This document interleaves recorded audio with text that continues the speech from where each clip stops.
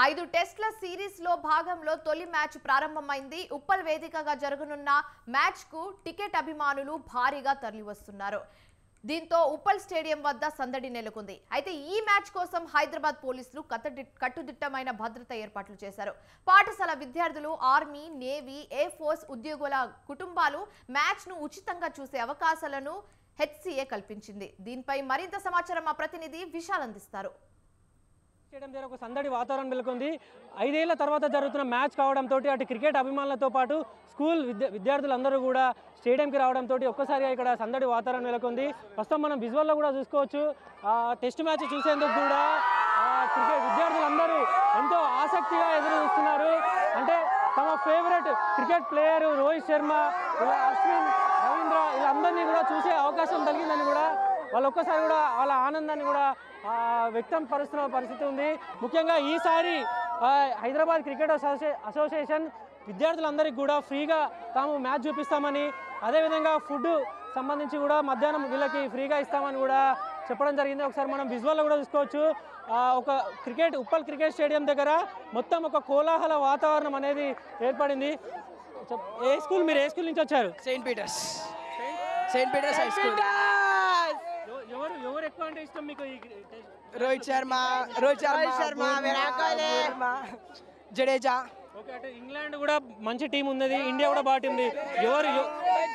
ఎవరంటే ఎవరు ఎక్కువ గెలిచే అవకాశాలు ఉందని మీరు భావిస్తారు? ఇండియా. మీరందరూ ఏ క్లాస్ చదువుతున్నారు? 10th June. ఫస్ట్ టైం వచ్చిరా? ఇంతకుముందు కూడా ఇట్లా స్కూల్ తోడు వచ్చి ఫస్ట్ టైం. ఎక్సైటెడ్ ఉంది.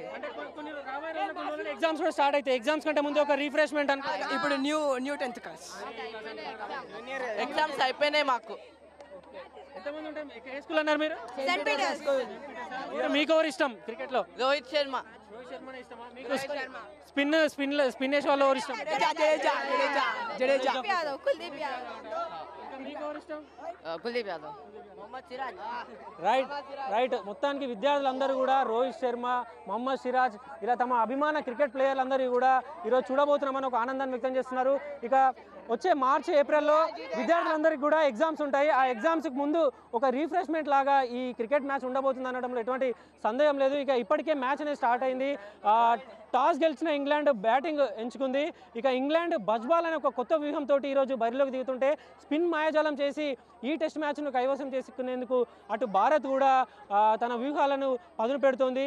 ఇక మొత్తం 11 మంది ప్లేయర్ల జట్టు ఈరోజు ఇప్పటికే అనౌన్స్మెంట్ జరిగిపోయి, అదేవిధంగా మ్యాచ్లో కూడా బరిలోకి దిగి స్టార్ట్ కూడా మ్యాచ్ అయిపోయింది. ఇప్పటికీ ఇంకా విద్యార్థులందరూ కూడా వస్తున్నారు. మొత్తానికి Hyderabad Uppal international cricket stadium దగ్గర ఒక కోలాహల వాతావరణం నెలకొంది. మామూలుగా అయితే క్రికెట్ అభిమానులు పెద్ద సంఖ్యలో వస్తారు, కానీ అటు స్కూల్ పిల్లలు, అదేవిధంగా క్రికెట్ ఫ్యాన్స్ ఎక్కువ మంది ఒకేసారి స్టేడియం దగ్గర రావడంతో ఒక స్టేడియం దగ్గర మొత్తం స్టేడియం వాతావరణమే మారిపోయింది. ఒక సందడి అనేది నెలకొంది. విద్యార్థులందరూ కూడా తమకి ఈ మ్యాచ్ చూడడం ఎంతో ఆనందంగా ఉంది. అంటే ఒక మధురానుభూతిగా, ఒక స్వీట్ మెమరీగా కూడా ఇది నిలిచిపోతుందని కూడా విద్యార్థులు వాళ్ళ ఆనందాన్ని వ్యక్తం చేస్తున్న పరిస్థితి అయితే ఉంది.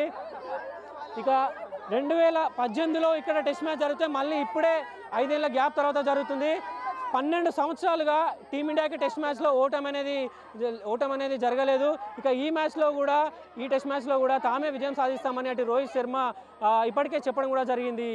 మొత్తానికి Hyderabad Uppal international cricket stadium దగ్గర విద్యార్థులతోటి, క్రికెట్ అభిమానులతోటి ఒక సందడి వాతావరణం నెలకొంది. కెమెరామెన్ జానకితో విశాల్, స్వతంత్ర న్యూస్.